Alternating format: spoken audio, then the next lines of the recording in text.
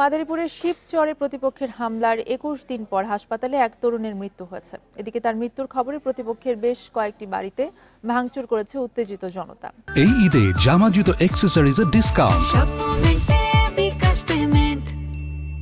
নিহতের স্বজনেরা জানান ৬ মে পূর্ব শত্রুতার জেরে সর্দারকান্দি গ্রামের কালাম সর্দারের বাড়িতে হামলা চালায় মাতবর বংশের লোকজন। এ সময় বেশ কয়েকজন আহত হন। এতে বেশ কয়েকজন আজ ভোরে ঢাকা মেডিকেলে মারা যান ইবনে সামাদ। এ খবরে নিহতের স্বজনেরা বিক্ষোভ মিছিল করে। পরে প্রতিপক্ষের বেশ কয়েকটি বাড়িঘরে হামলা চালানো হয়। পরে পুলিশ এসে পরিস্থিতি নিয়ন্ত্রণে আনে।